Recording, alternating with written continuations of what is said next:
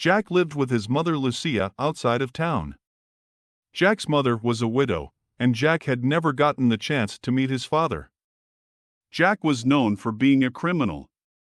He was a thief. Jack robbed people and engaged in all sorts of deplorable nonsense.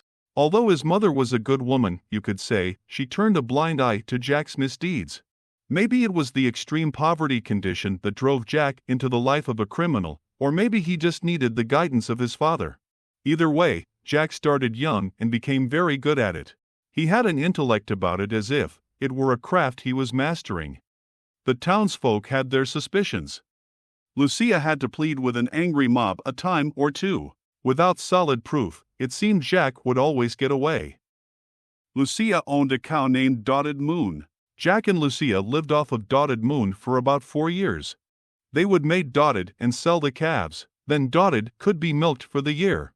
They would sell Dotted's milk at the flea market. That's how Lucia and Jack survived. One morning Dotted's milk dried up for the last time. Jack, I'm going to need you to go to town to sell Dotted. Why, what's wrong, Mom?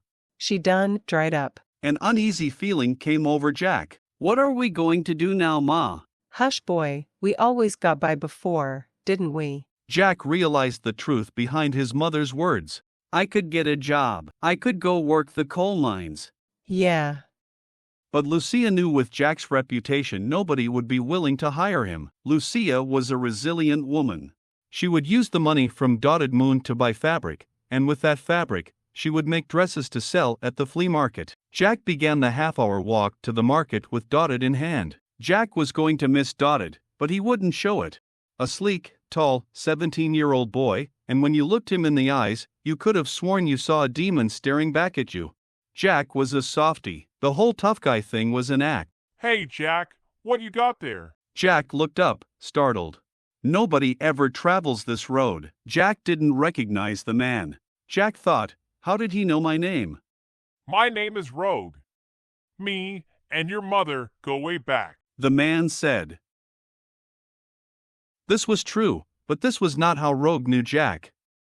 You see, a few years earlier Jack had welcomed himself to Rogue's shack when he wasn't home. Being a mage, Rogue had a clairvoyant trap set on his land. Since he knew Jack's mother, in fact, he was friends with both Jack's parents. He had put off addressing Jack. Jack is a little confused now. Hello. This here is my mother's cow, Dotted. She dried up. I'm going to the market to try and sell her for my mom. Jack explained. Rogue was now intrigued. He'd give $1 at most for her. Just then Rogue thought of a plan to test Jack's integrity. I'll tell you what, Jack. I have 5 beans, and not just any beans. Magic beans worth more than 10 times Miss Dottie here. You take me for a fool, old man. Beat feet. Now, hold on. How about this? I'll give you the beans and you plant them. If nothing happens overnight, you owe me nothing. If the beans produce more than what Dottie here is worth, then I'll be by in the morning to collect. Do we have a deal? Jack thought to himself, this old man is crazy. I'm just gonna take his beans and leave him with nothing. What's he going to do? Fight me? Yes, sir, we have a deal, Jack said, reaching out and shaking the man's hand. Rogue reached into his pocket and pulled out 5 beans. Jack looked on in amazement, as they didn't look like any normal beans. These beans sparkled and glowed. They were mesmerizing. The more you looked into them, the further you fell under their trance. I'll see you first thing tomorrow, Rogue said with confidence. As Jack continued his way to town, Rogue thought to himself, just as I expected, the boy is still going to sell the cow. Jack managed to fast-talk someone into buying Dotted Moon for $2 and a loaf of bread. Lucia was ecstatic when Jack brought her the money and the bread. You did good, son. Now go fetch me some water. I'm cooking supper. After dinner, Jack told his mom about the crazy old man he encountered on the road to town. He forgets to mention the part about Rogue knowing Lucia, not believing it to be of any importance. Jack pulls out the beans, and before he could even open his hand, Lucia says, Get them out of this house. What's wrong with you, Jack? Bringing that juju in this house. Jack went outside and threw the beans into the garden, thinking, crazy old man and his crazy old beans. Jack lay in bed that night, excited to go job hunting in the morning. Jack never worked in the coal mines before, but coal mine work was everywhere in Virginia, and the pay was decent. Waking up, Jack stretched and yawned. Something seemed off. He checked his window, but there was no curtain covering it. Jack got up to inspect further. To Jack's surprise, there was a giant beanstalk that had grown from the garden directly into the sky. Jack had no idea what it was. Quickly running outside, Jack began yelling for his mother. Looking up at this monstrosity, What do you suppose it is? said Lucia. I don't know, said Jack. This beanstalk was a thing of nightmares. It was black with giant thorns every which way. It gave off omniscience. An aura like it didn't want Jack or Lucia there. It was horrifying. The magic beans, Jack said. You and them juju beans. Lucia said. I want you to cut this thing out of my yard, right now, Jack. Jack started to say, Hold on, Ma, I want to climb. You ain't climbing a thing, or so help me, Jack. Thinking fast, Jack said, But Ma, I'm just climbing it a little way up. I gotta know where to chop it down, and which way to make it fall. I might even have to chop it down into sections. Jack, you better hurry up before I chop you down. Jack ran inside to grab some gloves, a backpack, and some water. Coming out, he told his mom, Shouldn't be more than 20 to 45 minutes. Jack thought that if he were lucky he'd get some amazing views from higher up, so he planned to spend a little more time up there. It was early morning when Jack began his climb. It wasn't as easy as he thought it would be. It was a lot of work. Really hard work.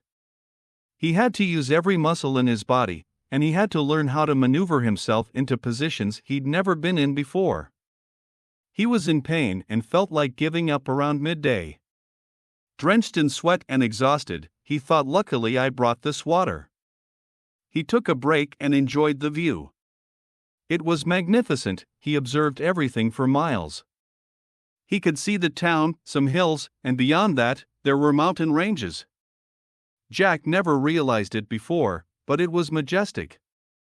It was around evening time when he had reached it. Beyond the greens of the pastures, and above the clouds, Jack came upon a road. You would think Jack would be in disbelief, but your beliefs go out the window the moment you decide to climb a magic beanstalk. Jumping down from the beanstalk and onto the road, Jack just lay there exhausted. He felt a sense of accomplishment. Looking up into the sky, Jack could see the darkness of space. The stars looked breathtaking. It was night up here, but he could see the glow of the sun from under the clouds. I wonder where this road goes, Jack thought. He followed the road along until he heard a river stream in the distance. He broke off from the road and into the forest he went. After bathing and washing his sweaty clothes, Jack found a nice clean place to lie down. Jack awoke to birds chirping. It was morning. He scurried to his feet. I can't believe I slept all night, Jack thought. His muscles felt sore but more rested than yesterday.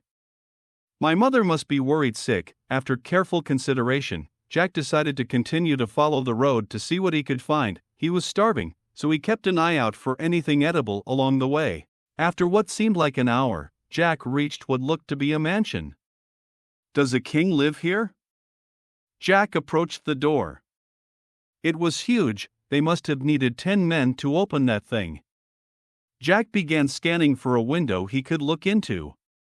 When the door started to open, Jack ran for some bushes. A gigantic woman came out and walked behind the house. She had left the door open. Jack ran inside the house as fast as he could. He immediately found a hiding spot inside a cupboard. She re-entered the home with what appeared to be a basket of clothes. Jack was awestruck as he had never seen someone so beautiful before. Could she be a princess or a queen? Well, the house was normal-sized to her. And it did look rather ordinary. Jack couldn't imagine royalty doing their own laundry. He figured they were wealthy nonetheless. Everything in the house seemed to be of high quality. Jack lay in wait for his opportunity. Boom, boom, boom. The house began to rattle. Jack is wide awake now, a growl echoed throughout the foundation. 3, 5, 4, 1. I smell the blood of an Englishman. Be he alive or be he dead, I'll grind his bones to make my bread. Jack peeked through a crack in the cupboard. What he saw almost made him scream in terror. A gigantic ogre stood in the kitchen. The ogre was truly horrendous, huge with the skin of an alligator. Spike-like blades came out from the back of his neck. He had tusks and was muscular in stature. It took all of Jack's self-control not to shoot backward in terror. This whole house smells of dead English men. If you didn't have me to clean up after you, there'd still be dead men laying all around this place. Woman, what's for breakfast? I don't know, Vex. What did you bring me? Here you go, Miss Delilah. Vex the ogre unhooked 4 full-grown oxen from his belt and tossed them on the table as if they were straps of steak. I'm going to go wash up. Breakfast better be ready when I get back. Heap it up, and you'll be eating breakfast at your brother's house. Jack couldn't believe what he was seeing. He started to think, no way I'm stealing from an ogre. I just need to find my way out of here and find it fast. Jack began to hatch a plan. Once nightfall hit, he was going to sneak out and run to the Beanstalk as fast as he could and never look back. What if one of them opens the cupboard, he thought. I'm just going to have to run, it's the only way.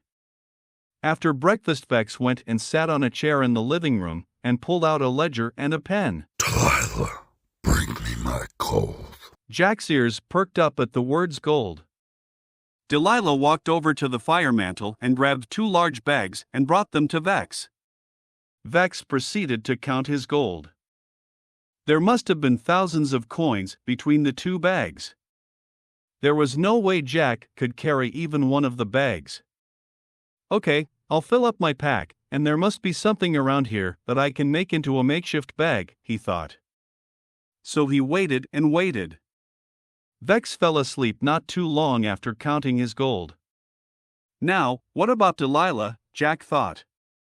She hasn't been around in a while, wonder if she has gone off somewhere and gone to sleep as well. Jack felt that it was safe to take his chance and crept out of the cupboard.